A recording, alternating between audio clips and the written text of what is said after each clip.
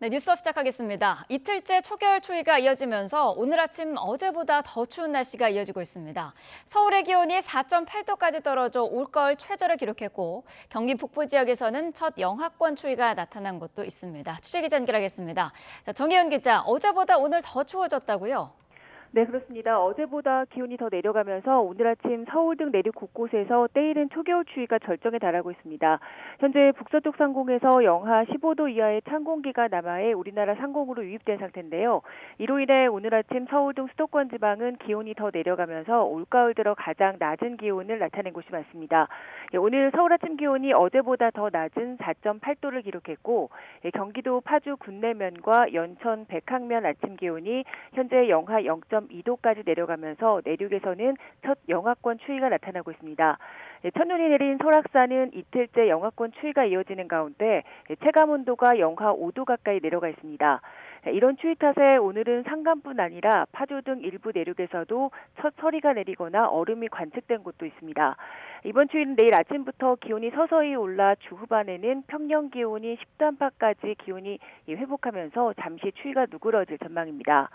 하지만 다음 주 초반에는 또 한 번 아침 기온이 5도 안팎까지 내려갈 것으로 예상돼 당분간은 롤러코스터 같은 늦가을 날씨에 대비해야 할 것으로 보입니다. 특히 영동 지방은 이번 주 후반까지 비가 계속되는 가운데 기온이 낮은 산간을 중심으로 도로 살얼음이 만들어질 가능성이 커 미끄럼 사고에 대한 주의가 필요합니다.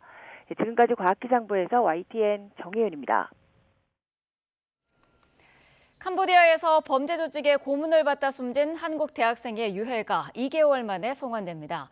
경찰은 유족에게 유해를 전달한 뒤 추가 검사를 거쳐 정확한 사인을 확인할 예정입니다. 취재기자 연결해서 자세히 알아보겠습니다. 자, 표정호 기자, 유해가 곧 한국에 도착한다고요? 네, 잠시 뒤 아침 8시 반쯤 캄보디아에서 숨진 대학생 박모 씨의 유해가 한국에 도착할 예정입니다. 유해는 해당 사건을 수사하고 있는 경북경찰청이 인수한 뒤 유족에게 전달할 계획입니다. 유해를 실은 여객기엔 경북청 수사관 등 부검에 참여한 관계자 일부가 함께 탑승한 것으로 확인됐습니다.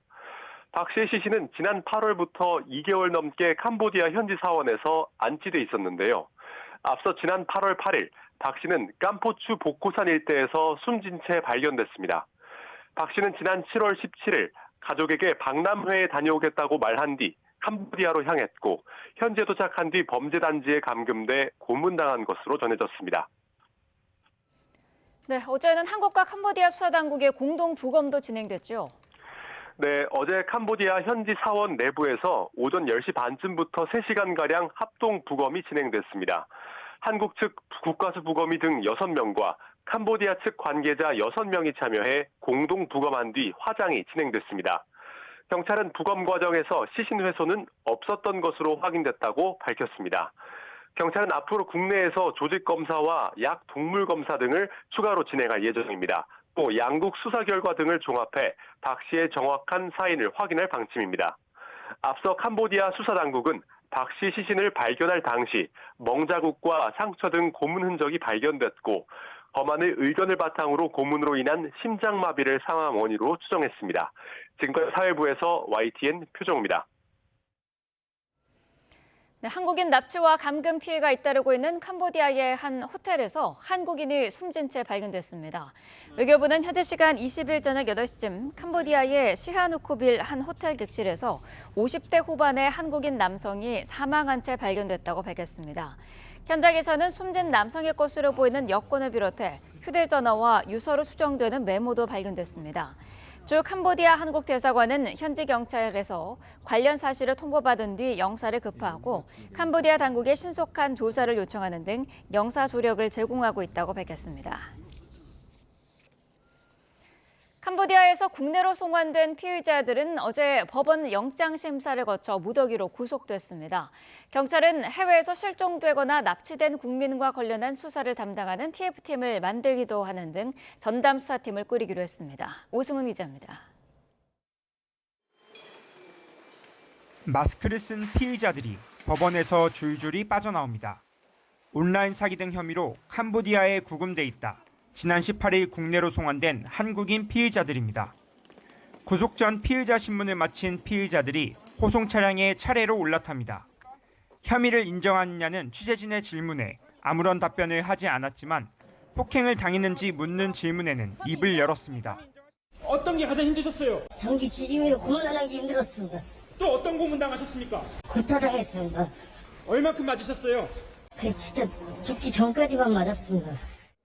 앞서 경찰은 국내 송환 피의자 64명 중 59명에 대해 구속영장을 신청했는데 법원이 어젯밤 충남청으로 이송된 피의자 45명 전원에 대해 구속영장을 발부하는 등 수사가 탄력을 받고 있습니다. 이런 가운데 서울경찰청은 형사기동대장을 팀장으로 하는 40여 명 규모의 TF팀을 구성하겠다고 밝혔습니다. 해외에서 국민이 납치됐거나 감금, 실종됐다는 신고가 접수될 경우 범죄 관련성이 있다고 판단되면 TF팀이 수사를 전담할 예정입니다. 이 밖에도 경찰은 캄보디아 범죄단지의 배후로 지목된 프린스그룹의 국내 활동 의혹과 관련한 첩보를 입수해 전담팀을 구성하고 사실관계를 확인하고 있습니다.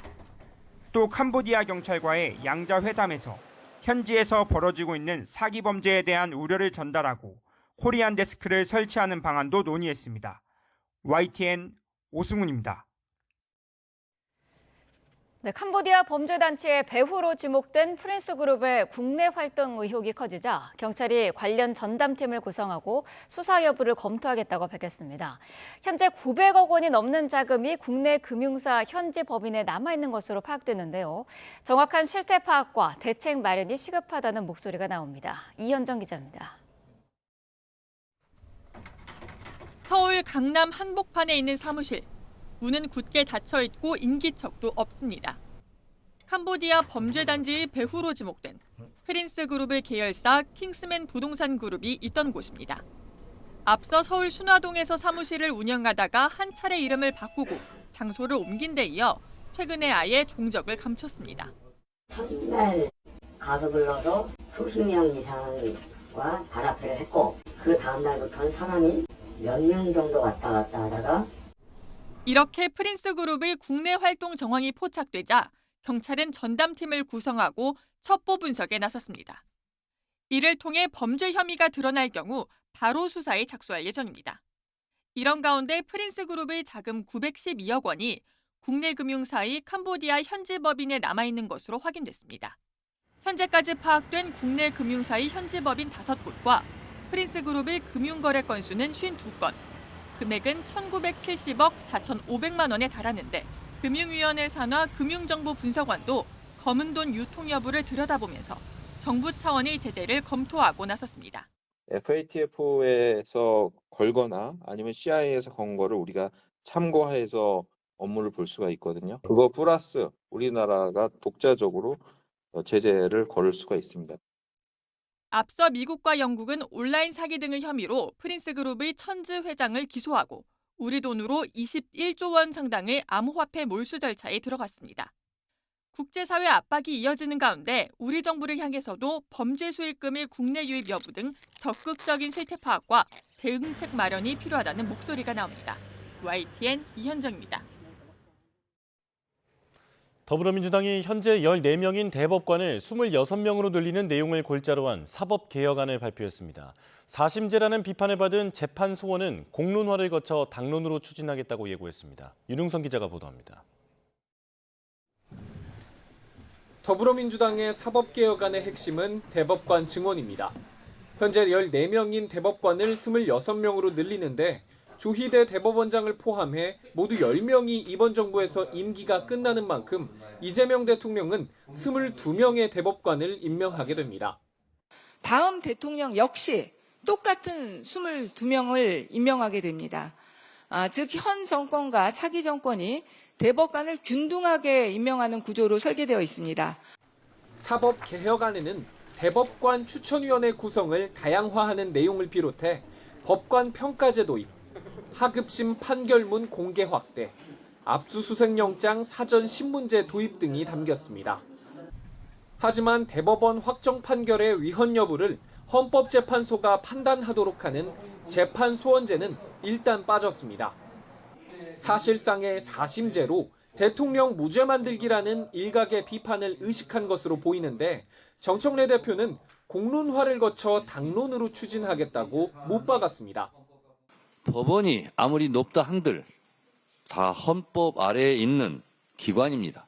모든 국민은 위헌소송, 재판소송을 할 수 있는데 법원의 판결만 예외로 배제하고 있었습니다. 이것을 열자는 것입니다. 사법부 전방위 압박이 계속되는 건데 이런 움직임은 일선 법원장들이 출동한 법사위 국감에서도 이어졌습니다.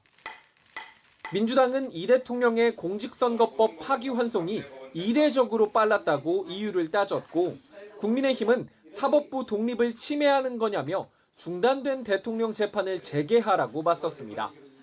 역사상 한 번도 없었는데 이번에 그렇게 빨리 했는지, 대법원에서 지시를 해서 빨리 기록 만들어서 상고하자마자 올려라라고 지시를 했다고밖에 보이지 않는 일입니다. 이미 대통령 되기 전에 범죄예요. 그런데 왜 정지하는 겁니까? 제발 재판 정상적으로 진행해 주세요. 내란 전담재판부 설치의 적절성과 직위원 부장판사의 접대 의혹, 윤석열 전 대통령 재판 속도 등도 화두에 올랐습니다. 뜨거운 감자인 재판 소원은 당론 발의를 목표로 일단 속도 조절에 들어갔습니다. 당론은 아니라던 김병기 원내대표의 말이 하루 만에 뒤집힌 건데 당내 투톱 엇박자가 또 반복되는 것 아니냐는 뒷말도 나옵니다. YTN 윤홍성입니다.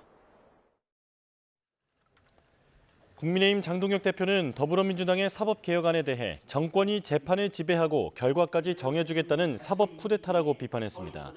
장 대표는 어제 개혁안 발표 직후 기자간담회를 열고 독립성과 공정성이 생명인 사법부를 대통령실 아래 대법원 비서관실로 만들겠다는 발상이나 다름없다며 이같이 말했습니다.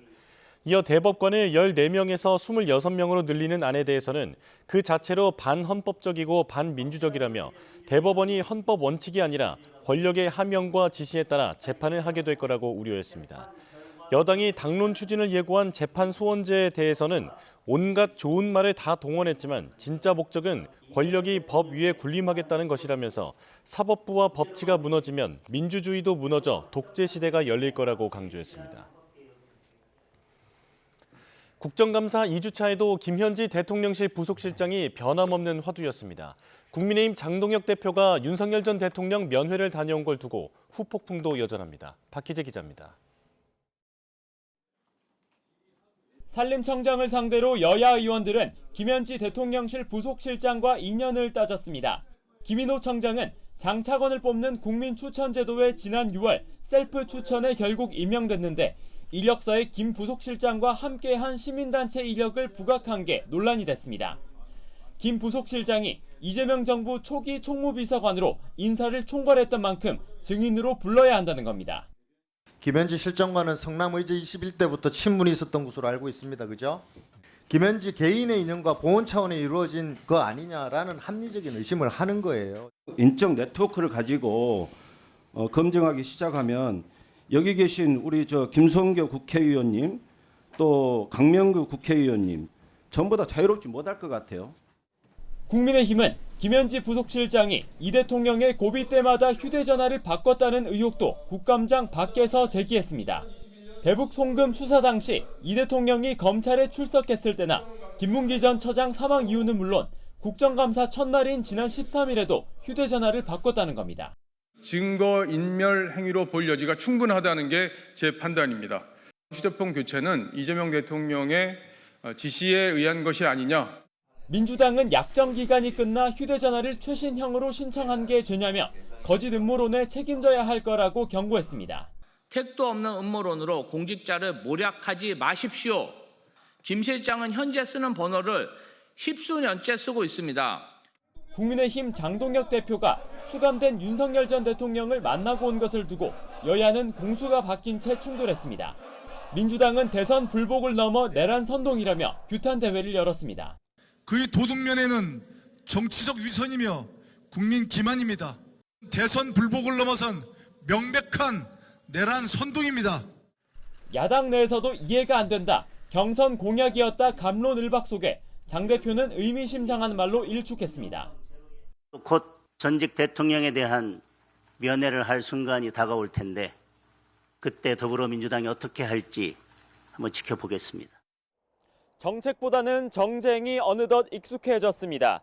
국감 2주차에도 여야는 서로를 때리기 위한 땔감 찾기에 치중하는 모습입니다. YTN 박 기자입니다.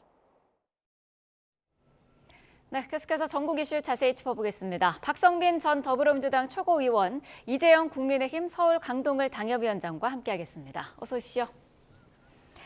자, 어제도 상임위 곳곳에서는 김현지 부속실장의 국감 출석 여부를 놓고 공방이 일었습니다.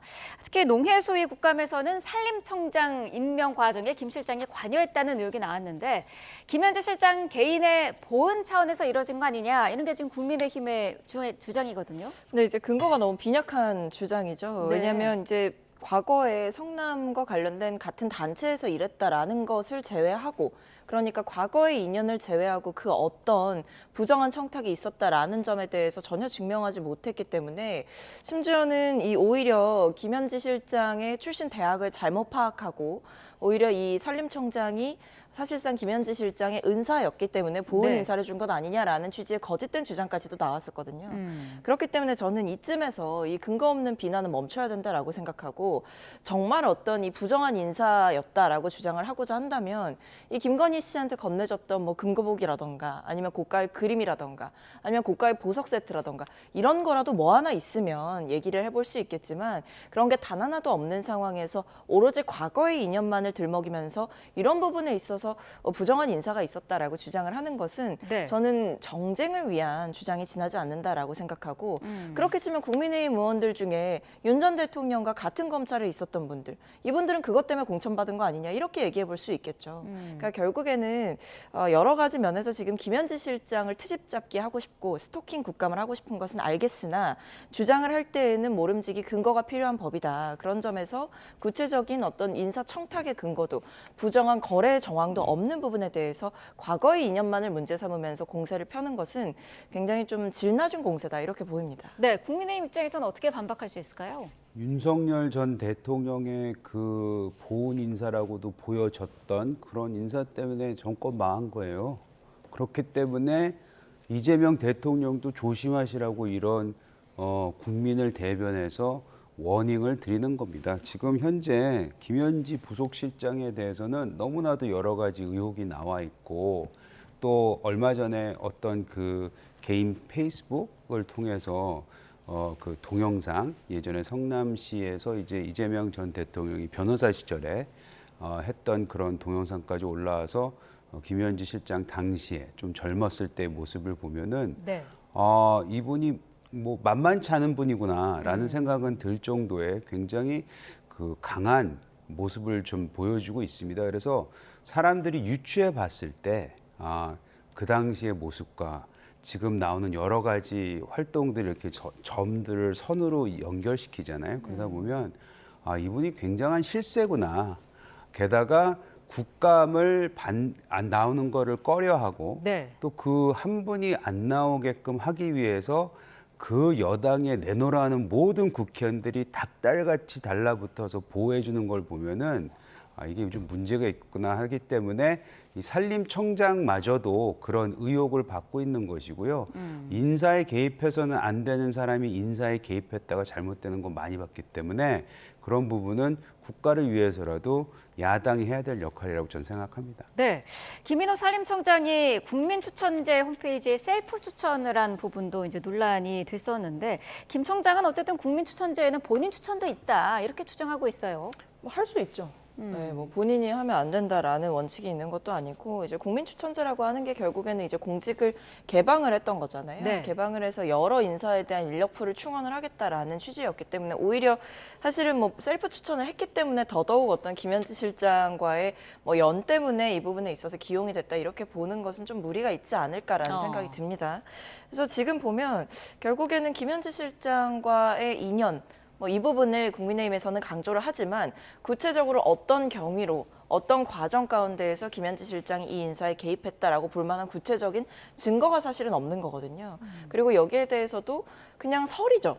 근데 둘이 이제 과거에 활동을 같이 했으니까 보훈 인사 아니냐. 뭐 예를 들면 뭐 이 김인호 산림청장이 대학 교수직을 그만뒀는데 그건 역시도 이제 뭐 대선 이후에 뭔가를 약속받았기 때문에 그만둘 수 있었던 거 아니냐.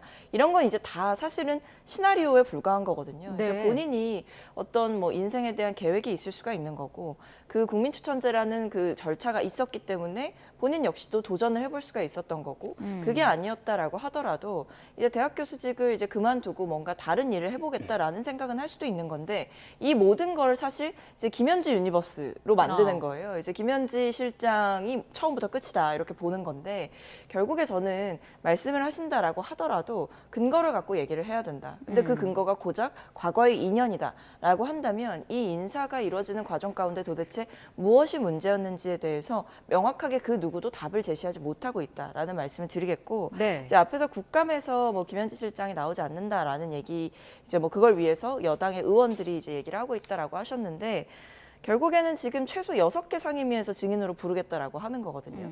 근데 이게 6개 상임위에서 부른다라고 하는 의혹들을 보면 사실 운영위를 제외하고는 대통령실에서 이 업무 수행하는 그 과정 가운데 과연 이 따져 물을 것이냐 이것보다는 오히려 과거 뭐 성남 시절에 있었던 이야기 혹은 하다못해 본인의 개인 재산 소유와 관련해서 자금의 출처가 어디냐 이런 걸 묻겠다라고 부르려고 하는 거기 때문에 그런 면에서 좀 지나친 정쟁은 자제해야 된다라는 취지에서 반박이 나오는 거고 네. 여당 안에서도 출석할 거다. 운영위에는 나와야 되지 않겠냐 이렇게 보시는 분들도 있습니다. 네, 국감장 밖에서도 김현지 실장에 대한 또 다른 의혹이 제기가 됐습니다. 이 대통령의 사법 리스크가 부각된 그 시점마다 김 실장이 휴대전화를 교체를 했다는 건데 국민의힘에서는 이게 증거인멸 행위라는 거잖아요. 근데 예전에 네. 이재명 대통령이 대통령 되기 전 시절에 그 사석에서 그 증거 인멸이라는 단어를 쓴지는 모르겠는데 뭐 어떤 그 조사가 들어온 핸드폰부터 폐기해야 된다 뭐 그런 뉘앙스의 말씀을 하셨던 걸로 저는 그 뉴스에도 봤던 것 같은데 제가 뭐 틀렸을 수도 있겠습니다만은 그러니까 그 얘기하고 김현지 실장이 이 핸드폰 교체하는 그 습관적인 모습을 보면은 특히 무슨 일이 일어날 때마다 그거 보면 매칭이 되잖아요. 그러니까 이거는 증거 인멸 내지는 진짜 뭔가를 회피하기 위해서 그러지 않았겠느냐는 충분한 의심을 가질만 하고 네. 또 우리 국민들뿐만 아니고 우리 언론도 다 익숙한 모습들이잖아요. 뭐 언론 뭐 진짜 정치인이 됐던 뭐 그 어느 분야에서 됐던 일단은 사법적으로 압박이 들어올 때 핸드폰부터 폐기하거나 교체하거나 이러거든요. 그렇기 때문에 이거는 충분히 그렇게 의심할 만한 상황이다 하고 생각이 듭니다. 네, 공교롭게도 그 시점이 의심스러운 때였다라는 지적이었는데요. 어떤 의견이실까요? 근데 일단은 이제 박정훈 의원께서 제기하신 의혹인데 국민의힘에 내용을 보게 되면 네. 뭐 이제 최근에 국정감사 시작일에 휴대폰이 교체가 됐다라고 얘기를 하는데 이제 그 전에 전화기 교체했던 시점이 2023년 9월 9일이라고 얘기를 하세요. 근데 2023년 9월 9일과 2025년 10월은 어느 정도의 텀이 있지 않습니까?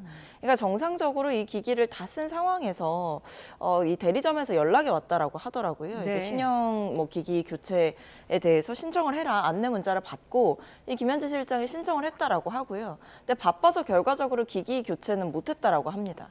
그러니까 신형 기기는 수령을 했는데 네. 이걸 이제 교체할 수 있는 시간이 너무 없었다라고 얘기를 해서 지금 결과적으로 보면 이 박정훈 의원의 주장이 사실과 다르다라는 반박이 있는 상황이고요.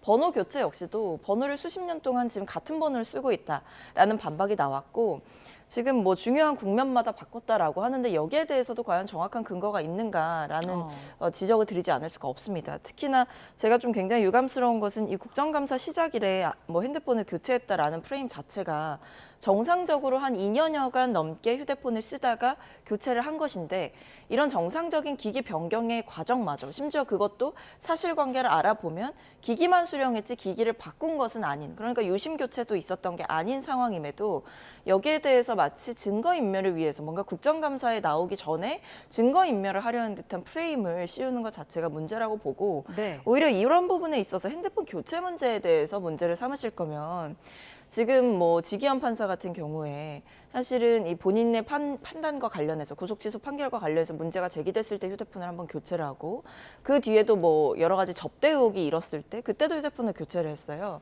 이게 불과 몇 달 안 돼서 일어났던 교체였습니다. 네. 오히려 그런 부분에 대해서 그럼 국민의힘 의원들은 왜 증거인멸이라고 보지 않으시는지 묻지 않을 수가 없습니다. 그래서 좀 구체적인 사실관계를 제대로 확인을 하시고 의혹 제기를 하시는 게 맞았다라고 생각합니다. 네. 그렇게 여러 가지 의혹들이 불거지는 상황에서 김현지 실장의 국감 출석 여부는 29일 운영위에서 논의를 하기로 했는데 앞서 언뜻 운영위는 출석해야 한다는 당내 의견이 많다고 이제 하셨는데 그렇게 될까요? 어떻게 보세요? 그러니까 뭐 사실 6개 상임위에서 최소 6개 이상의 상임위에서 증인으로 부르는 것은 누가 봐도 이제 정쟁용이기 때문에 네. 곳곳에 이제 불러서 얘기를 하겠다라고 하는 것은 사실상 정상적인 어떤 대통령실에 대한 감사를 하겠다라는 건 아니고 오로지 이제 김현지 실장을 흠집내겠다. 어떻게든지 뭐 세워서 묻겠다라는 취지이기 때문에 그런 부분에는 아마 동의하기가 어려울 것 같고요. 다만 이제 운영위의 어떤 대통령실과 관련한 업무 내용을 뭐 묻겠다라고 하는 그 질의 내용이라든지 아니면 뭐 틀적인 합의가 있다라고 한다면 운영위에는 출석할 수 있지 않을까. 왜냐하면 사실 이미 안 나간다고 한 적은 사실 없거든요. 네. 그러니까 국민의힘에서 계속 안 나올 거지 않느냐, 안 나올 거다라고 얘기를 한 거지 단 한 번도 본인이 혹은 대통령실에서 김현지 실장을 내보낼 수 없다라고 한 적은 단 한 번도 없고 오히려 뭐 정무수석이나 이런 이 대통령실에 책임 있는 분들이 김현지 실장이 안 나갈 이유 없다. 그리고 네. 국회에서 합의해 준다면 나가게 할 거다라고 100% 출석이다. 이런 얘기까지 있었기 때문에 저는 운영위에서 내용이 좀 합의가 된다면 나갈 수 있다라고 보고 있습니다. 애초에 운영위 한 곳이었다가 6개 상임위에 대한 증인 출석을 요구한 이제 국민의힘의 전략이 오히려 김현지 실장의 그 국감 증인 출석 가능성을 더 멀어지게 한 거다. 이런 지적도 있던데요. 글쎄요. 그거는 6군데, 7군데 나가는 것보다 한 군데 나가는 게 낫겠다라고 해서 나올 수도 있는 거잖아요. 사실 이 국감이 시작하기 전부터 김현지 실장이 나오느냐 마느냐 해가지고 공방이 있었는데 네. 지금 흐름이 한 2달 정도 된 거거든요.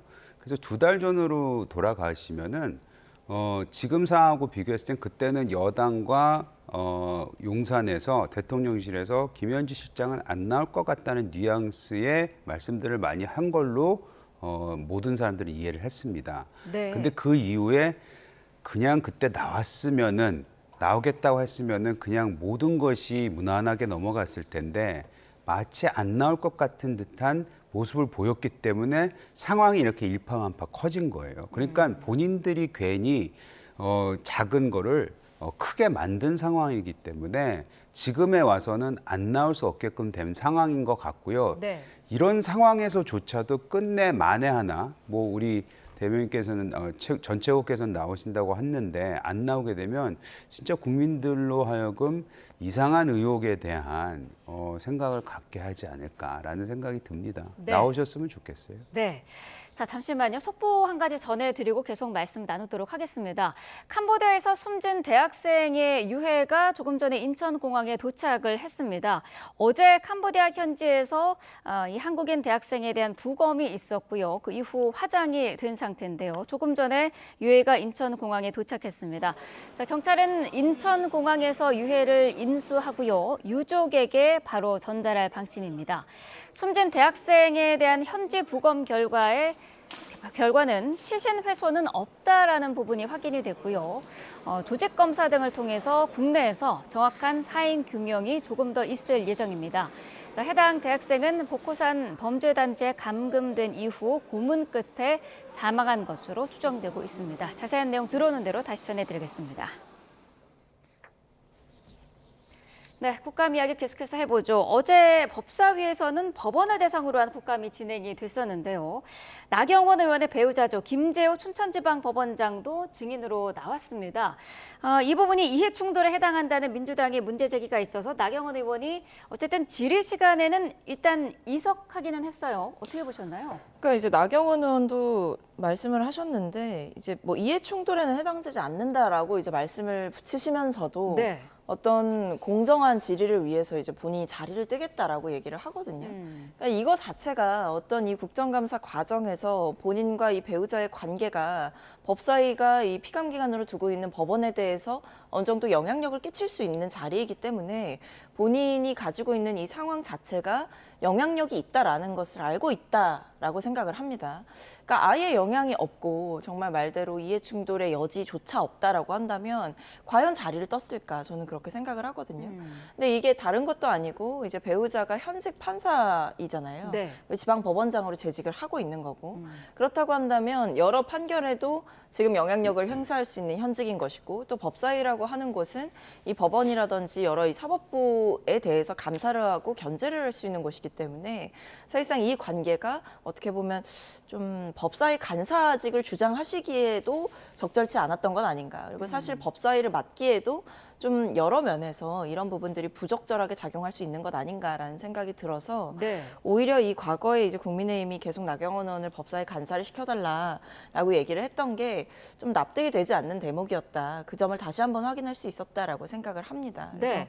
본인조차도 어떤 공정한 질의와 뭐 의원들이 좀 편안하게 얘기할 수 있게 하기 위해서 자리를 떴다라는 취지의 설명을 하잖아요. 네. 그거 자체가 이미 영향이 있다라는 얘기이기 때문에 스스로 이석함으로써 이제 본인이 법사위에 존재하는 게 적절치 않음을 증명했다 이렇게 보입니다. 어떻게 보셨어요? 글쎄요, 요즘 법사위 운영하는 거 보면은 야당 의원들이 그 무엇은 어떤 영향력을 행사할 수 있는지는 잘 모르겠습니다만은 나경원 의원이 자리 이석한 건 잘했다고 생각해요. 네. 예, 충분히 오해를 받을 수 있을 만한 상황일 수도 있을 것 같고 본인이 이제 그 공직자 이해충돌 방지법에 대해서 뭐 이게 이해충돌이 없다 엄밀히 말하면 나는 건 법적인 해석인 것 같은데 그럼에도 불구하고 보기에는 좀 이게 불편할 수 있기 때문에 자리를 이석한 건 잘했다고 생각합니다. 네. 지금 국민의힘에서는 김현지 방지법, 추미애 방지법을 발의하겠다고 하는데 어제 민주당에서는 또 나경원 방지법을 꺼내들었더라고요. 이거는 어떤 내용인가요? 그러니까 이제 나경원 의원 같은 경우에는 뭐 국회 선진화법 관련해서 네. 재판을 이제 받고 있는 상황이고 그리고 자신의 배우자가 이제 국감에 나오는 상황 그러니까 법사위를 맡고 있기 때문에 그렇지 않습니까? 네. 그래서 이해충돌성위원회 간사 선임을 원천적으로 차단을 하겠다. 그러니까 제가 앞서 언급드렸듯이 결국 좀 법사위에서 쟁점이 됐던 게 나경원 의원이 이제 법사위 간사를 하겠다라는 그 취지의 공방이 오가면서 여러 이유로 법사위 간사직은 자격이 없다라는 얘기가 나왔던 거거든요. 그러니까 지금 패스트트랙 관련한 재판을 받고 있는 사람이기도 하고 그리고 이제 내란 과정에서 사실상 윤 전 대통령과 굉장히 가깝게 지내는 모습을 보여주고 옹호를 했던 그런 분이 이 법사위 간사직을 맡는 것이 과연 맞느냐 이런 지적도 사실은 있었고요. 네. 그 외에도 사실 그때도 얘기가 나왔던 게 배우자가 현직 판사인데 법사위 간사직을 맡는 게 맞느냐. 법사위 간사라고 하는 것은 법사위의 여러 현안들을 조율하고 또 이제 피감기관에 대해서 어느 정도 영향력 있는 위치에 올라간다는 것을 말을 하는데 배우자가 현직 판사인데 여기에 대해서 현직 국회의원님 또 다른 이제 배우자가 사실상 이런 위치와 관계를 가져가는 것이 맞느냐. 그러니까 판결에도 영향을 줄 수가 있고 혹은 국정감사 과정에도 영향을 줄 수가 있는 부분이고 네. 그 외에도 여러 면에서 뭐 정보 공유라든지 여러 가지 일이 있을 수 있기 때문에 여기에 대해서 좀 적절치 않다라는 지적이 있었던 거죠. 그래서 이거를 이제 방지를 하겠다라는 취지에서 법안을 만들겠다라고 전현희 의원께서 말씀을 하신 겁니다. 네. 계속해서 지금 나경원 의원이 간사로서 적합하지 않다라는 부분을 민주당이 계속 공격하고 있거든요. 어떤 의견이실까요? 근데 추미애 위원장이 계시는 바람에 야당의 입장에서는 나경원 의원이 제일 적합해 보여요. 지금 다시 말씀드리지만 법사위는 국민을 위한 법사위가 아니고 정치적 정쟁의 장이 되었습니다. 그게 안타까운 상황인데 정치적 장을 만든 거는 사실 여당이 만들었어요. 그러면은 정치적 정쟁 속에서는 정치적으로 대응할 수 있는 사람이 나가야 되는 게 야당 입장 아니겠어요? 네. 그래서 이거는 정무적인 판단이고 정치적인 판단이기 때문에 그것에 대해서 아무리 나경원 의원에 대한 이런저런 얘기를 하신다 하더라도 이 불씨를 땡긴 거는 여당이다.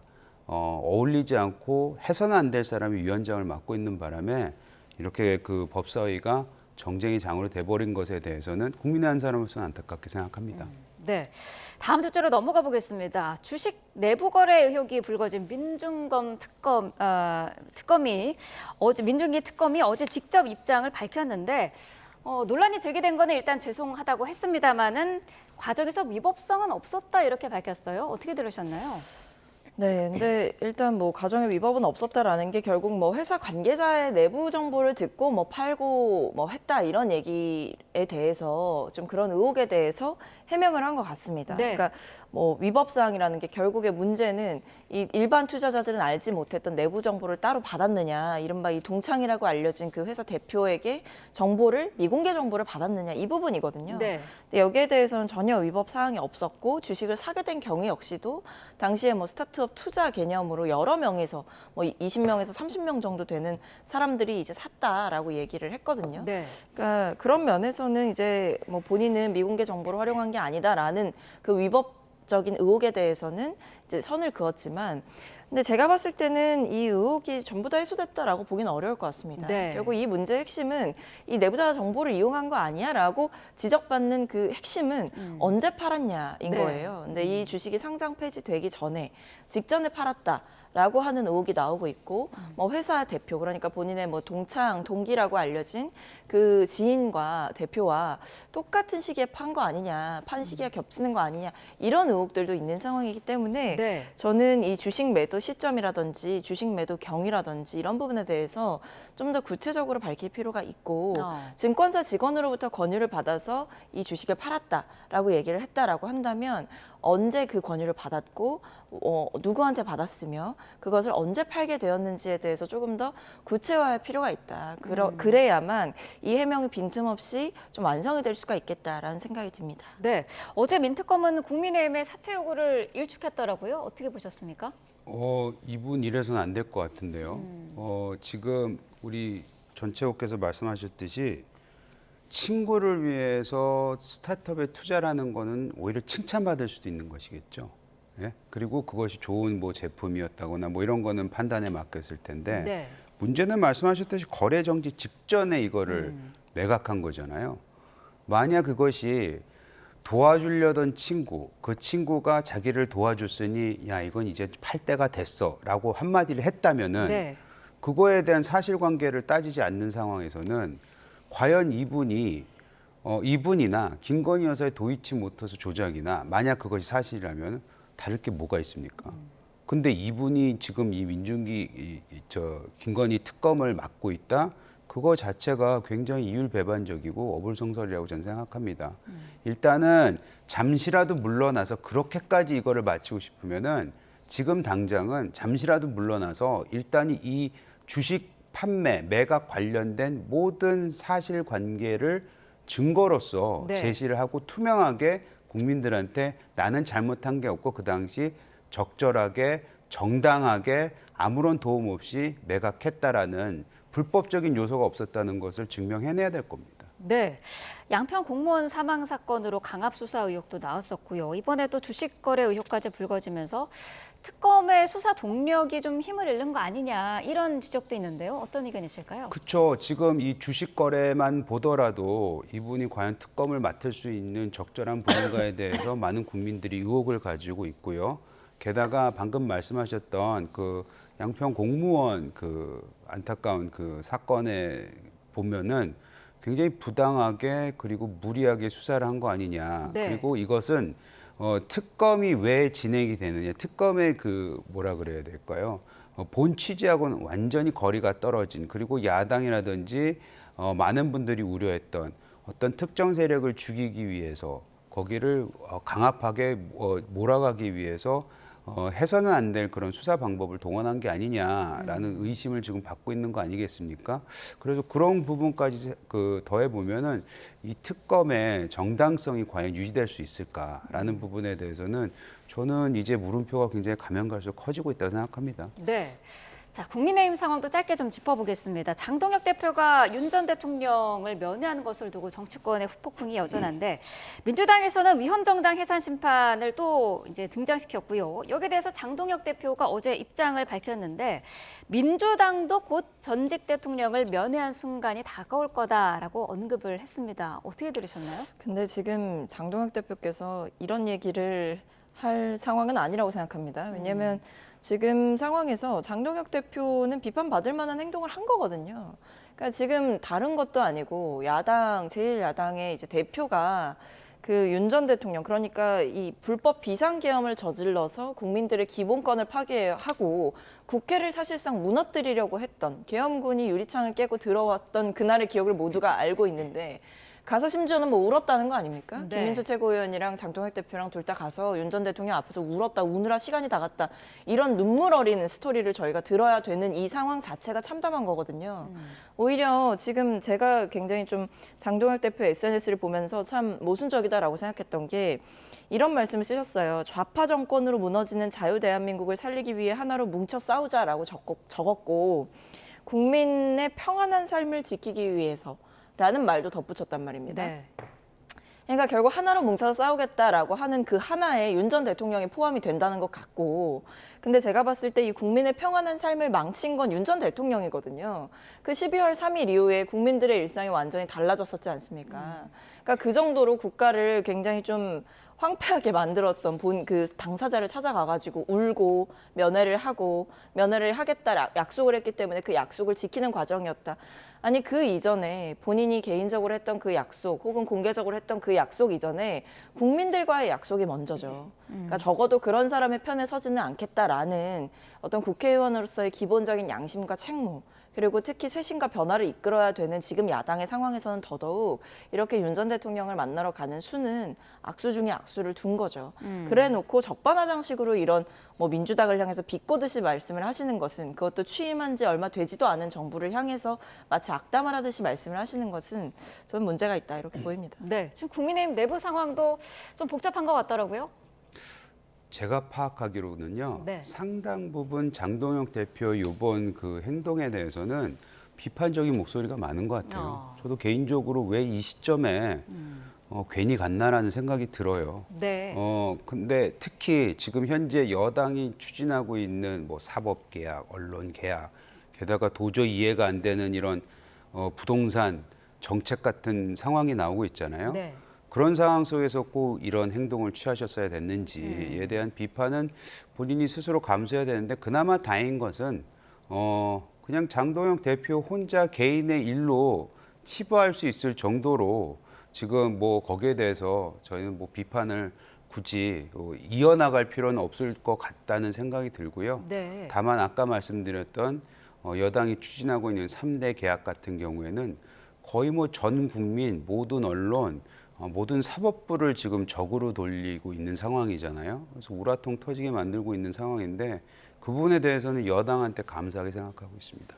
알겠습니다. 자, 두 분 말씀 여기까지 듣겠습니다. 박성민 전 더불어민주당 최고위원, 이재영 국민의힘 서울 강동을 당협위원장과 함께했습니다. 고맙습니다.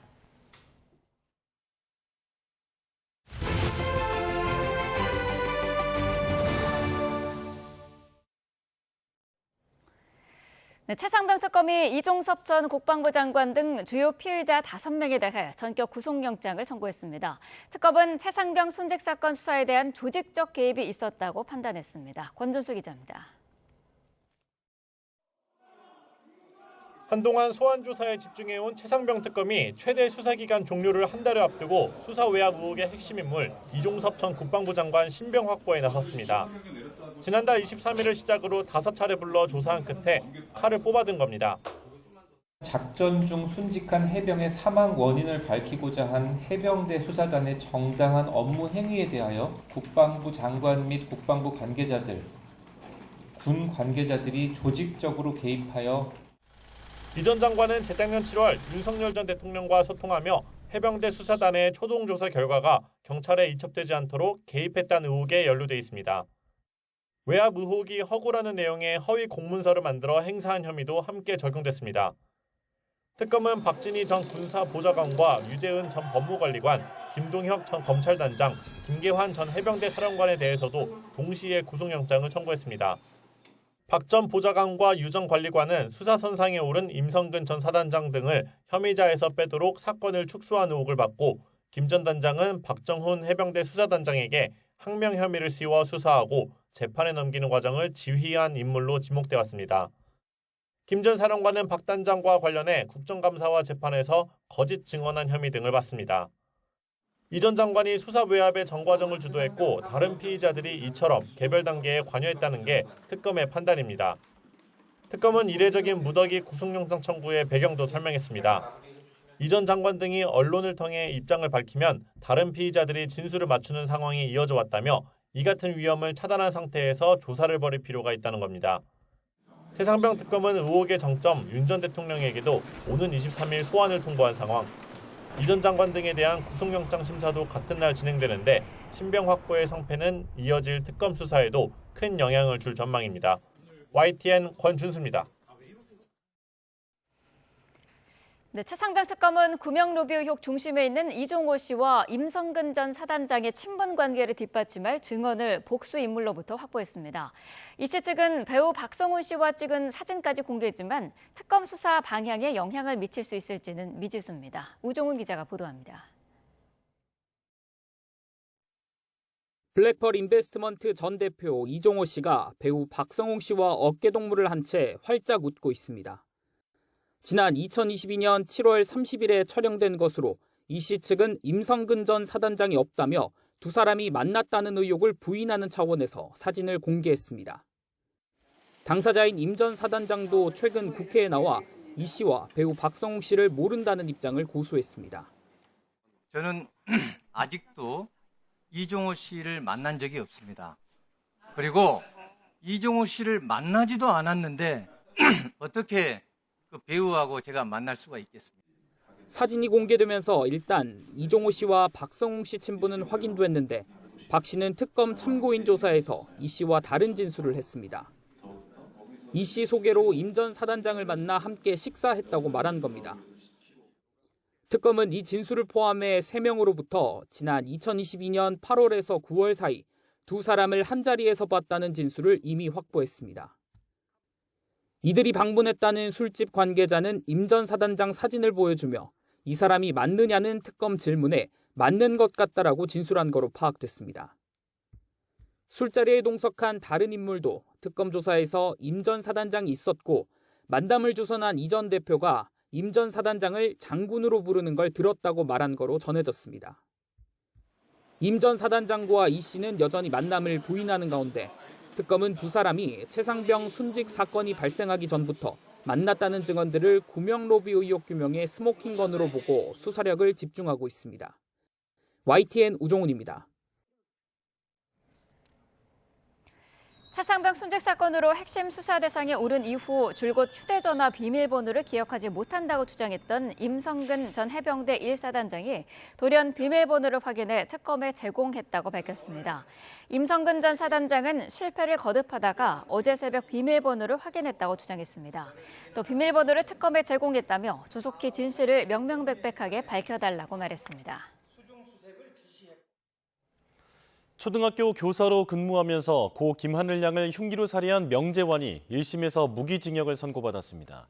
재판부는 범행의 잔혹함과 재범 위험성 등을 볼 때 사회와 영구히 격리할 필요성이 있다고 인정했습니다. 다만 검찰이 구형한 사형을 선고할 만한 특별한 사정이 있다고 보기는 어렵다고 밝혔습니다. 이상곤 기자입니다. 지난 2월 초등학교에서 교사로 근무하면서 고 김하늘 양을 흉기로 살해한 혐의로 구속돼 재판에 넘겨진 48살 명재환. 살인 수법을 검색하고 흉기를 미리 구입하는 등 범행을 치밀하게 준비한 것으로 조사됐지만 명씨 측 변호인은 재판에서 심신미약을 주장해왔습니다.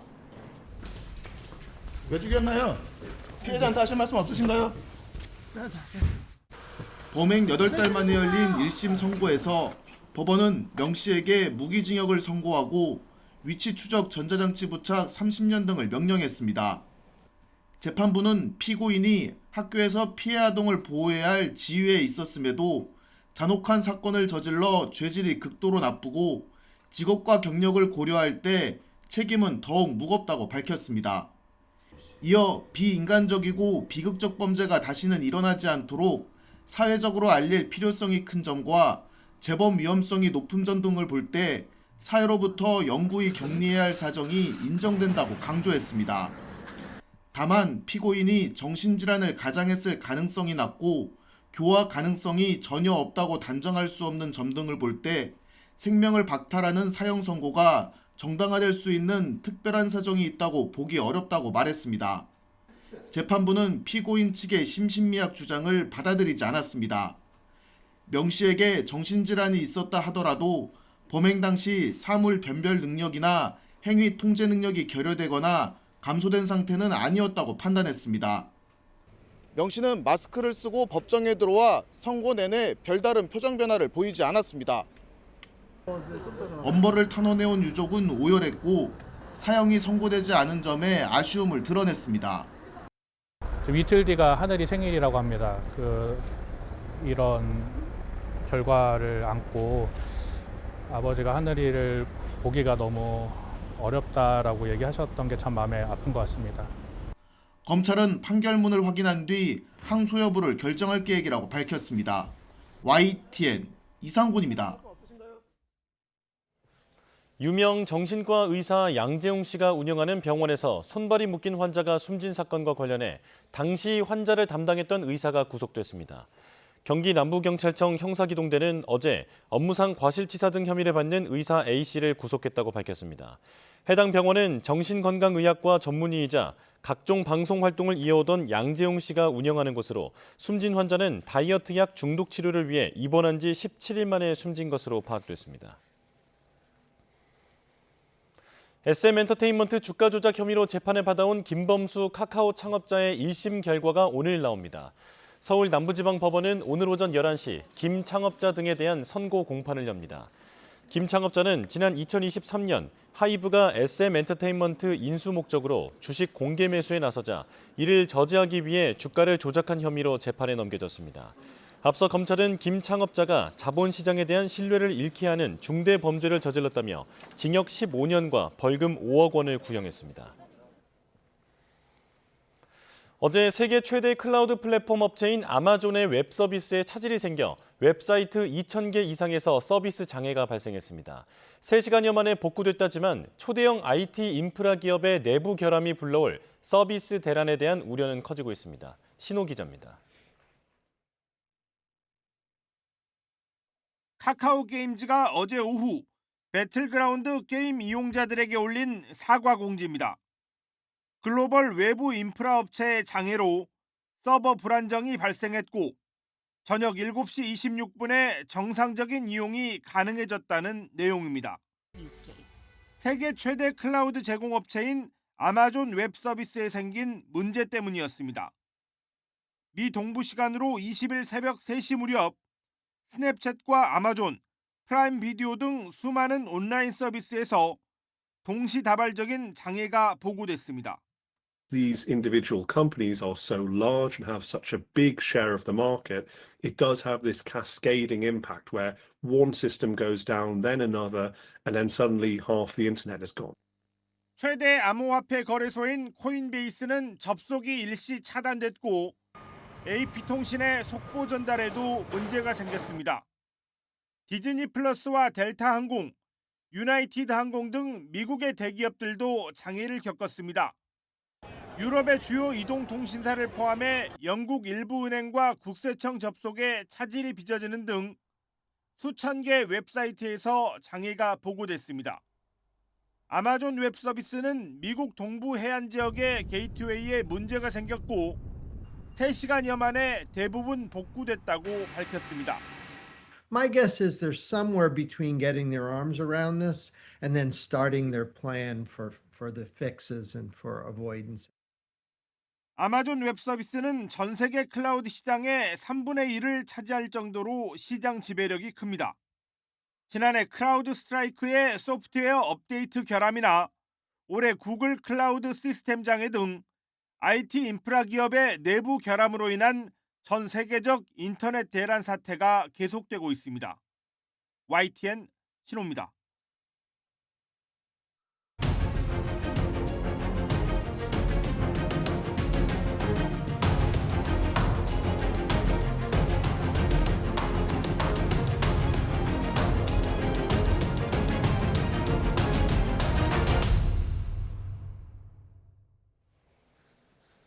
캄보디아에서 범죄 조직의 고문을 받다 숨진 대학생의 유해가 2개월 만에 한국에 도착했습니다.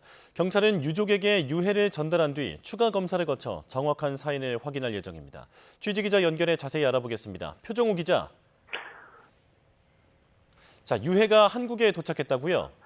네, 앞서 아침 8시 10분쯤 캄보디아에서 숨진 대학생 박모 씨의 유해가 한국에 도착했습니다.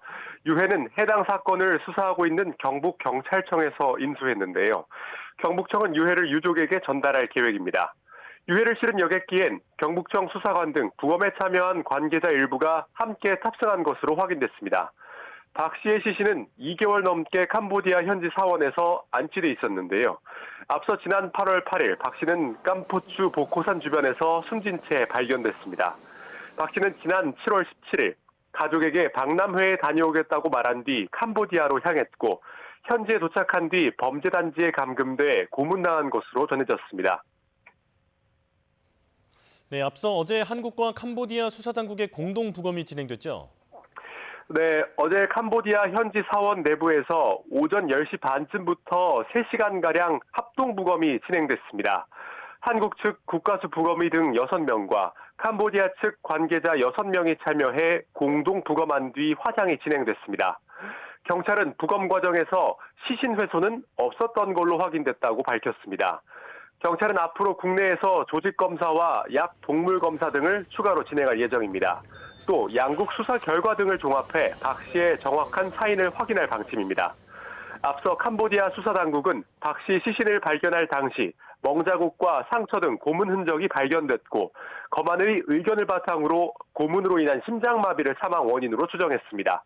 지금까지 사회부에서 YTN 표정호입니다. 네, 전해드린 것처럼 캄보디아에서 숨진 대학생 박 씨의 유해가 조금 전 한국에 도착했습니다. 지금 이 시각 인천국제공항 모습을 통해서 그 상황을 실시간으로 전해드리고 있습니다.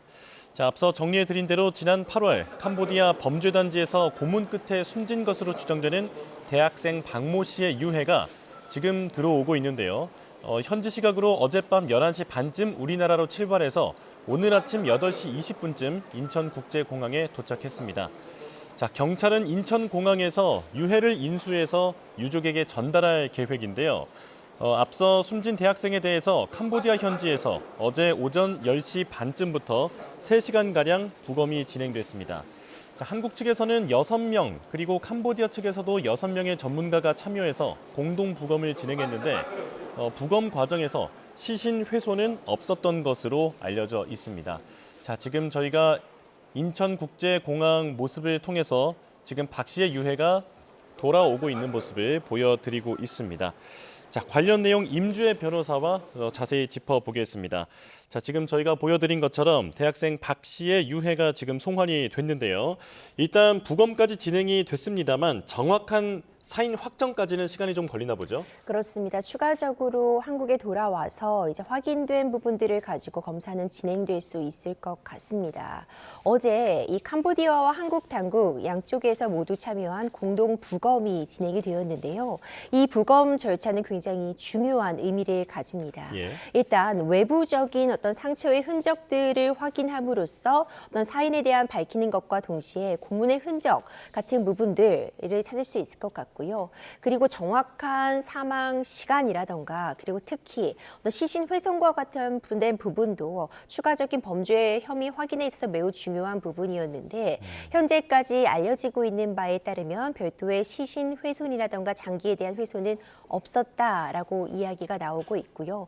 어제 부검 결과를 바탕으로 해서 정확한 사망 시간에 대한 추정과 더불어서 사망 원인 같은 부분에 대한 규명이 이루어질 수 있으리라고 봅니다. 예.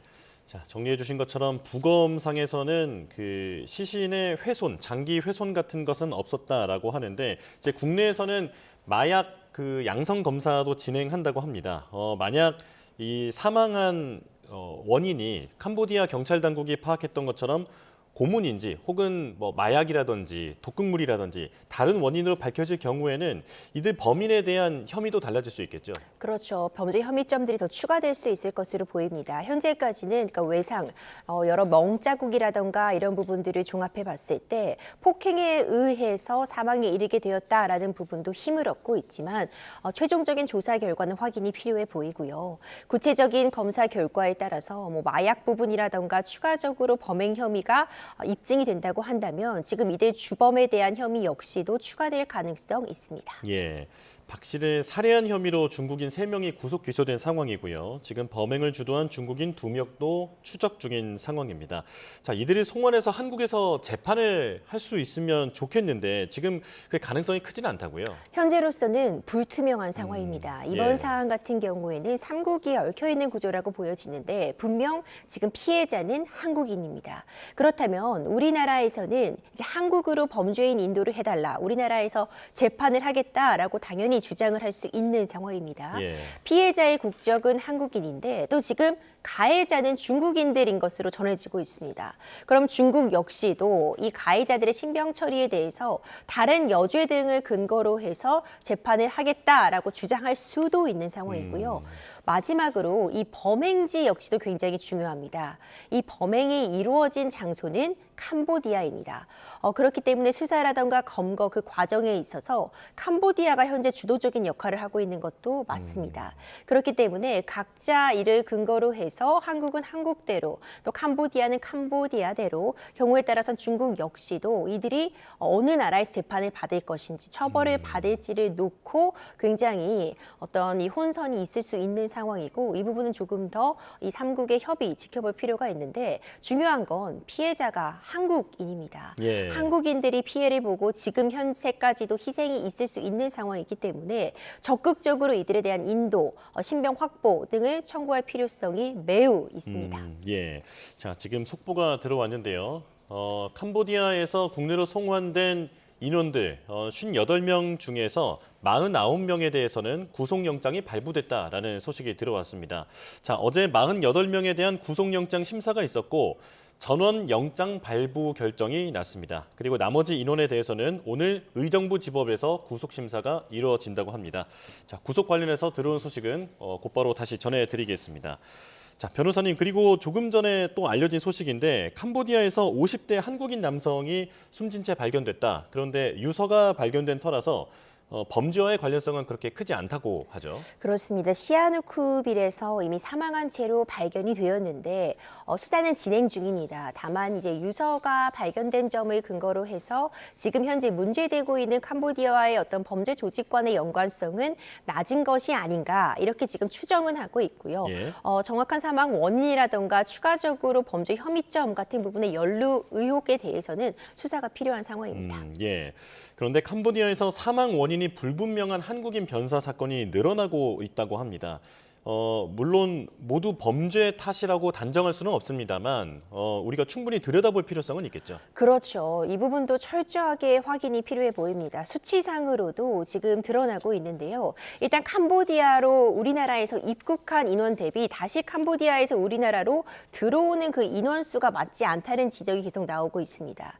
뿐만 아니라 캄보디아 내 한국인 변사자가 지금 계속해서 좀 증가하고 있는 추세로 보여지는데 2021년도, 22년도에는 11명 정도 변사자가 발견이 되었다면 지금 2024년도에는 2배에 가까운 수치입니다. 22명이 변사자로 발견이 되었고 지금 25년 9월 기준으로 해서 벌써 17명입니다.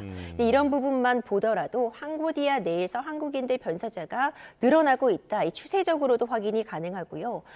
뿐만 아니라 지금 정확하게 캄보디아에 입국을 한 것까지는 확인이 되는데 신원이 제대로 확인되고 있지 않은 인원들 이런 부분까지 더해진다면 한국인들이 캄보디아에서 지금 어떤 일들을 하고 있는 것인지 내지는 계속해서 한국인들에 대한 피해가 발생하고 있는 것은 아닌지 우려스러운 상황입니다. 예. 앞서 속보로 전해드린 것처럼 지금 영장이 발부된 1명을 포함해서 앞서서 영장이 발부됐던 1명을 포함해서 총 49명이 이제 구속이 된 상황입니다. 이들은 어떤 혐의를 받고 있습니까? 결국 보이스피싱이라던가 로맨스 스캠과 같은 한국인을 대상으로 한 이런 범죄에 가담했다는 부분이 문제가 되고 있는 것 같습니다. 송환되었던 64명 가운데 거의 대부분 이제 영장이 청구되고 지금 발부가 되고 있는 수순이고 오늘도 10명가량의 구속영장 실질 심사가 진행이 됩니다. 예. 일단 이 수사할 수 있는 기간이 다소 짧았다고 볼 수 있습니다. 비행기에 있었던 시간을 포함해서 48시간이었는데 이미 피해자들에 대한 1차적인 조사가 완료된 사건들도 상당 부분 있었고 범죄 혐의점이 어느 정도는 이미 소명된 단계여서 빠르게 구속영장 청구가 이루어졌다. 이런 평가가 가능하고요. 결국 사기와 관련된 부분, 특히 사기에 방조했는지 아니면 사기에 주도적으로 참여한 것인지 그런 부분에는 차등이 있을 수 있겠지만 일단 어떻게 캄보디아로 넘어가게 된 그 경위, 그 과정에서 사실 캄보디아에서 오랜 기간 체류를 하려면 여러 차례 한국을 좀 들락거려야지 비자가 유지가 되는 그런 측면이 있기 때문에 몇 회 정도 캄보디아와 한국을 오갔는지 이런 가담의 정도를 분석을 해서 사기죄 내진 사기의 방조 등으로 처벌이 가능한 상황입니다. 예. 지금 이들은 이중지위라고 지금 저희가 계속 전해드리고 있는데 그러니까 사기 범죄, 보이스피싱이라든지 로맨스 스캠 같은 범죄를 저지른 가해자의 신분이 하나 있고 그리고 캄보디아에서 혹시 모를 납치나 강요를 당했을 그런 이제 피해자의 신분도 있는 상황이잖아요. 자, 그렇다면 이 시시비비를 가려야 할 텐데 이 범죄를 미리 인지하고 고의적으로 가담했는지 이런 부분들은 어떻게 가려낼 수 있을까요? 일단 이번에 송환된 피의자들 중에 구속영장이 청구된 인원들을 좀 한정해서 이야기를 해보자면 일단 본인 역시도 가해자임이 좀 분명한 상황이 아니었나 생각이 됩니다. 그렇지만 이제 현지에 넘어가서 일정 부분 이 범죄의 조직에 의해서 고문을 당하고 피해를 본 부분, 감금의 피해를 본 부분도 있는 좀 이중적인 지위를 갖고 있는데요. 물론 이 가해를 당했다는 지점, 구금을 당했고 폭행을 당했기 때문에 계속해서 범죄에 가담할 수밖에 없었다라는 상황은 일부 양형에 있어서 참작은 될 수 있을 것 같습니다. 그러니까 중간에 이제 범죄를 그만두고 싶었음에도 범죄 조직의 강요와 강압, 폭행 때문에 그만둘 수 없었다라는 부분들이 일부 양형의 참작이 될 수 있겠지만 아마 수사기관에서는 애초에 어떻게 캄보디아로 향하게 되었는가 이 부분을 좀 중점적으로 볼 것 같은데요. 이미 이것이 범죄에 가담한다는 사실, 보이스피싱을 유인한다거나 아니면 현지에서 범죄 조직에 대한 통역을 담당한다거나 이런 범죄 사정을 충분히 인지하고도 출국을 하였고 그 이후에도 돌아올 수 있는 기회가 있었음에도 계속해서 범죄에 가담했다면 이 사기죄 그리고 이 보이스피싱이라든가 로맨스 스캠의 가해자, 피해자, 이제 피고인으로서의 지위, 처벌은 불가피해 보이고요. 특히 국내에서도 현재 이 보이스피싱과 관련해서 내가 잘 몰랐다, 단순히 가담하고 있다는 것을 인지하지 못했다라는 부분이 변명으로서 인정이 되지 않고 있습니다. 사기죄의 방조로서 단순히 중간책 역할을 했더라도 지금 징역형이 나오고 있는 그런 추세를 고려할 때 처벌을 피하기는 어려워 보이고 이제 구금을 당했다, 감금을 당했다 이런 사정들은 일부 참작은 될 수 있겠지만 어떤 결정적인 어떤 처벌을 피하는 요소로서 작용하기는 좀 어렵지 않을까 생각이 됩니다. 예.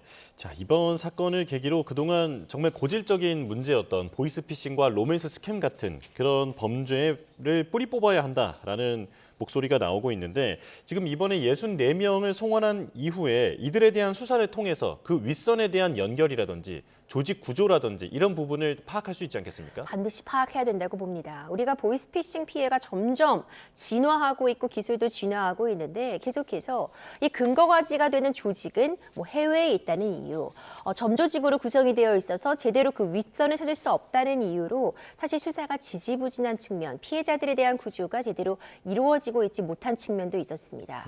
하지만 이번 사태에서 확인이 된 것처럼 한국에서 어떤 중간책들이 대포 통장을 모집하고 이 고액의 아르바이트로 사람들을 유인해서 캄보디아로 보낸 그 중간책 역할이 분명히 있었고요. 그들 역시 누군가로부터 어떤 지휘 감독을 받아서 이런 일을 했기 때문에 이번에 대규모 이 대대적인 수사를 통해서 이 중간책, 그 나아가서 중간책이 또 지시를 받은 그 윗선까지 반드시 확인하고 제대로 처벌을 할 필요성이 있어 보입니다.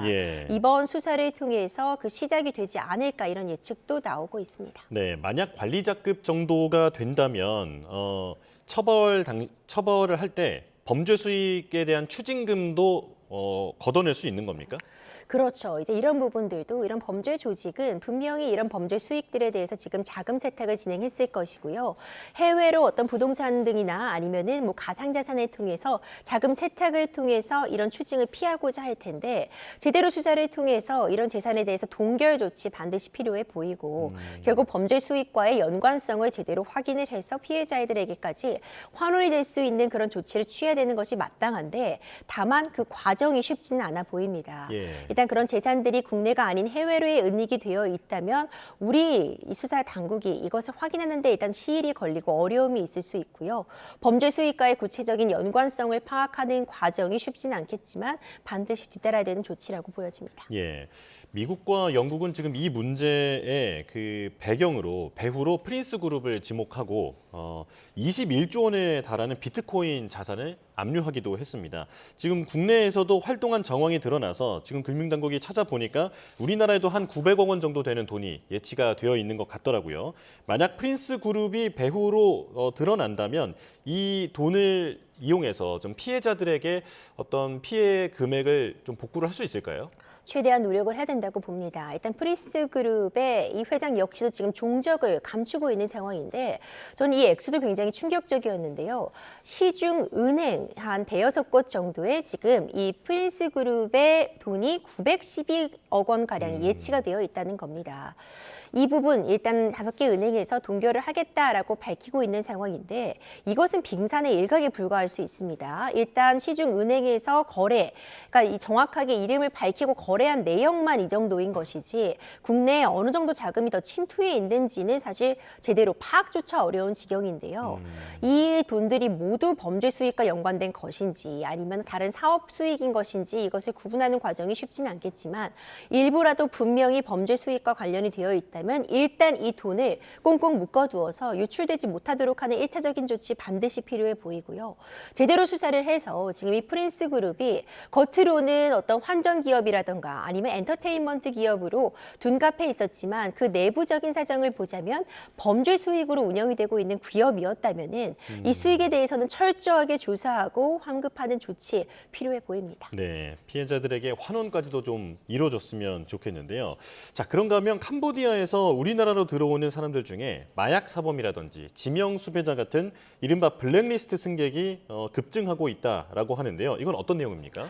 그렇습니다. 캄보디아에서 국내로 이제 들어오는 인원들도 사실 상당하다고 보여지는데 우리가 이제 일부 관리하고 있는 블랙리스트로 분류되고 있는 인원들이 최근 5년간 6배가량 늘어났다는 그런 소식입니다. 굉장히 우려스러운 지점이 이들이 왜 입국하였는지를 좀 유추해 보자면 결국 국내에 있는 어떤 피해자들의 더 피해를 끼치기 위해서 입국했을 것이다. 또 국내에서 이제 캄보디아로 다른 인원들을 데려가서 범죄에 가담시키기 위한 것이다. 여러 가지 추측이 가능하게 하는 상황인데요. 예. 이들이 또 한국의 새로운 범죄의 근거지를 만들려는 것은 아닌지 그리고 이들이 적어도 한국인들을 어떤 범죄 피해의 대상으로 타겟팅하고 있는 것은 아닌지 매우 우려스러운 지점이어서 이들에 대한 철저한 관리와 더불어서 이제 비자 발급을 좀 제한할 수 있는 조치들 그런 마련이 지금 시급한 상황입니다. 네, 알겠습니다. 여기까지 말씀 듣겠습니다. 지금까지 임주혜 변호사와 함께했습니다. 고맙습니다. 국정감사 2주차 일정이 이어지는 가운데 더불어민주당이 국정감사 대책회의에서 한미 관세 협상과 사법개혁, 언론개혁안 등에 대한 언급을 할 것으로 보입니다. 현장 연결해 직접 들어보겠습니다. 발언이 있겠습니다.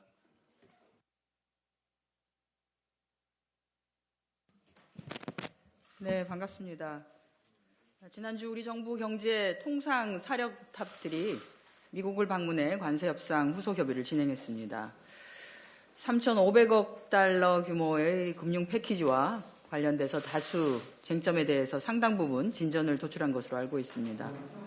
아직 미국 측과는 추가적인 협의가 필요한 일부 쟁점이 남아 있습니다. 정부는 국익 최우선의 원칙 하에 상호 호혜적인 결과가 도출될 수 있도록 끝까지 최선을 다해 주시기 바랍니다. 특히 양국 간에 논의되고 있는 금융 패키지는 한미 동맹 강화와 양국 제조 부흥이라는 공동의 목표 하에 우리가 감내 가능한 수준에서 합의가 도출되어야 할 것입니다. 대통령실과 산업통상부를 비롯 관계부처 간의 긴밀한 조율을 통해서 마지막까지 우리 외환시장의 민감성을 충분하게 반영하고 또 진지하고 건설적인 대화로 가능한 한 APEC 계기 내에 의미 있는 성과가 도출될 수 있도록 노력해 주시기 바랍니다. 아울러 국회와도 적절한 시점에 관세 협상의 결과를 공유하고 당정 간의 협력을 통한 후속 조치 논의에도 만전을 기해 나가도록 하겠습니다.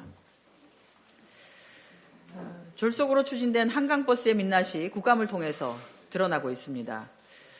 20일인 어제 국토위 국정감사에서 오세훈 서울시장의 한강버스 운행 중단이 예견된 것임이 다시 한번 확인되었습니다.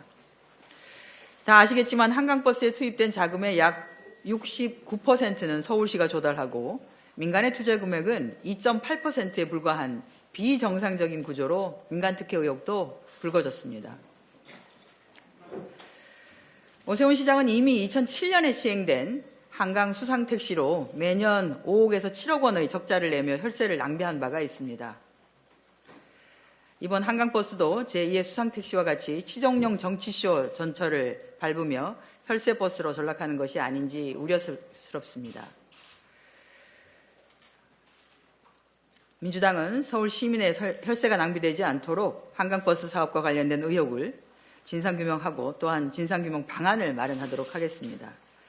한강 수상택시의 경우에 폐지하기 전에 3년 동안 한강 수상택시를 사용한 인원은 100명이었습니다. 그 사업을 하기 위해서 서울시가 추산했던 하루 평균 사용자는 19,500명, 아니죠, 2만 명이었는데요. 거기에는 한참 미달한 수준이었습니다.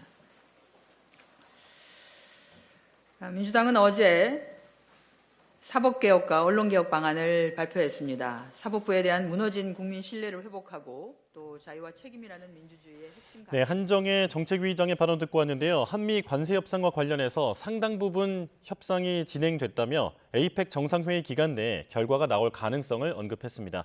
그리고 서울시 한강버스에 대한 비판도 내놨는데요. 자세한 회의 소식은 들어오는 대로 다시 전해드리겠습니다. 이번엔 증시 보겠습니다. 3,700을 넘긴 지 2거래일 만에 코스피가 3,800까지 넘어섰죠. 최고가를 경신하며 4,000을 향해 가고 있는데 오늘도 상승 출발했다고 합니다. 현장으로 가보겠습니다. 자, 코스피와 코스닥 오늘도 상승 출발합니다. 코스피는 0.95% 오른 3,851포인트로 개장했습니다. 현재는 3,862포인트를 지나고 있고요. 코스닥 역시 0.66% 오른 881.53포인트로 개장했는데 지금은 880포인트를 지나가고 있습니다. 자, 어제 기준으로 코스피는 연초부터 무려 59%나 상승한 수치인데요. 여기에 오늘까지 더 추가를 하면 대략 60%까지 올라갈 것으로 보입니다. 자, 미중 긴장 완화와 정부의 산업 지원 정책 발표 덕분에 어제는 전 섹터가 급등을 했었는데 오늘도 이 훈풍이 유지되고 있는 것으로 보입니다. 그리고 간밤에 미국 정부의 셧다운이 종료될 거라는 백악관 간부의 발언이 나오면서 오늘 새벽 뉴욕 증시가 급등하며 마감했었는데요. 오늘 우리 증시에도 이 영향이 있는 것 같습니다. 자, 원달러 환율은 1.8원 오른 1,421원에 개장했습니다. 증시 상황은 추가적으로 곧 다시 전해드리겠습니다. 그리고 수출 속보가 들어왔습니다. 10월 1일부터 20일까지의 수출이 7.8% 감소한 301억 달러로 집계됐습니다. 조업일수를 고려한 일평균 수출은 9.7% 증가한 것으로 나타났습니다. 수입은 2.3% 감소한 330억 달러고 무역 수지는 28억 달러 적자를 기록했습니다. 경제 소식도 추가적으로 들어오면 전해드리겠습니다. 도널드 트럼프 미 대통령은 한미 무역 협정이 공정하게 체결됐다며 중국과도 환상적인 협정을 맺을 거라고 말했습니다. 중국의 히토류 수출 통제에 대해서는 항공기 부품 공급 중단으로 맞대응하겠다며 호주와 핵심 광물 협정도 맺었습니다. 워싱턴 홍상희 특파원입니다. 트럼프 대통령이 중국과 공정하고 강한 무역 협정을 체결할 것이라고 전망하면서 우리나라와의 무역 협상을 언급했습니다. We worked out a very fair deal. South Korea, where I'll be meeting President Xi, I expect we'll probably work out a very fair deal with President Xi of China. 3,500억 달러, 약 500조 원 규모의 대미 투자 펀드의 현금 비중과 투입 기간을 두고 아직 최종 합의를 하지 못했지만 이미 무역 협정이 완료됐다는 인식을 보인 겁니다. 트럼프 대통령은 미중 양국 모두 한국을 떠날 때 만족할 거라면서 시 주석의 초청으로 내년 초 중국을 방문할 예정이라고 말하기도 했습니다. 하지만 만약 무역 협정이 체결되지 않으면 다음 달부터 대미 관세가 155%까지 올라 중국이 큰 곤경에 처하게 될 거라고 경고했습니다. 지난 9일 중국이 발표한 히토류 수출 통제에 대해선 비행기 부품 공급 중단으로 맞설 수 있다고 언급했습니다. They threatened us with rare earths, and I threatened them with tariffs. They can't get parts for their airplanes. We build their airplanes. We do a great job. They're largely Boeings, and we could stop the parts. 그러면서 호주 총리와의 정상회담에서 보란듯 히토류 공급망 확보를 위한 핵심 광물 협정에 서명했습니다. So we certainly see part of what this is about isn't just digging things up. It's also about processing, including the joint ventures between Australia and the United States. 중국의 내년 타이완 침공 가능성에 대해서는 부정적인 전망을 내놨습니다. 트럼프 대통령은 중국은 그런 일을 하고 싶지 않을 거라며 미국의 강력한 군사력에 누구도 맞서지 못할 거라고 강조했습니다. 워싱턴에서 YTN 홍사입니다. 관세 협상 후속 협의를 마치고 귀국한 김정관 산업통상부 장관이 미국 측이 전액 현금 투자 요구를 하는 상황은 아니라고 말했습니다. 김 장관은 어제 귀국길에 기자들과 만나 미 정부가 대미 투자 펀드 3,500억 달러 전액을 현금 투자하라는 입장이냐고 묻자 거기까지였으면 이미 문제를 해결할 수 없을 것이라면서 상당 부분 우리 의견을 받아들이는 측면이 있다고 답했습니다. 가장 큰 이견을 보였던 대미 투자 패키지의 구체화 방안에 대해서도 양국이 감내할 수 있는 범위를 찾기 위해 마지막 움직임이 있었다고 설명했습니다. 또 외환 문제와 관련해 공감대를 이룬 미국 측 인사에 트럼프 대통령의 의사도 포함됐느냐는 질문에는 러트닉 미 상무장관과 자신의 판단이었다고 선을 그었습니다. 오늘 서울 아침 기온은 4.8도까지 떨어지면서 추위가 절정에 달했습니다. 올가을 최저 기온으로 어제보다 더 추운 날씨인데요. 그래서인지 찬바람도 더 매섭게 느껴지고 오늘 아침 출근길에는 털모자와 패딩 또 장갑까지 등장했습니다. 이렇게 이틀째 초겨울 추위가 계속되고 있는 만큼 오늘까지는 나오실 때 옷차림 따뜻하게 하셔야겠습니다. 현재 중부를 중심으로 기온이 큰 폭으로 떨어진 가운데 경기 북부에는 체감 첫 영하권 추위가 찾아왔습니다. 이렇게 기온이 크게 떨어지면서 일부 내륙에서는 설이나 얼음이 관측되는 곳도 있겠습니다. 낮에도 어제와 비슷해 서늘하겠습니다. 서울이 15도, 광주 17도, 대구 18도에 머물겠습니다. 내륙은 점차 맑아지겠고 동해안 지역은 오늘도 비 소식이 있습니다. 영동은 오전이면 그치겠지만 영남 동해안은 늦은 밤까지 5에서 10mm의 비가 이어지겠습니다. 이번 주 동해안 지역은 비가 자주 내리겠습니다. 목요일 기온은 예년 수준을 회복하며 추위가 잠시 누그러지겠지만 다음 주 초반에는 다시 초겨울 같은 추위가 찾아올 전망입니다. 이틀째 초겨울 같은 추운 날씨가 이어지고 있습니다. 급격한 기온 변화에 면역력 잃기 쉬운 만큼 더욱 건강관리에 각별한 주의가 필요하겠습니다. 지금까지 광화문에서 YTN 정수현입니다. 네, 뉴스업 화요일 순서 마칩니다. 내일 다시 뵙겠습니다. 고맙습니다.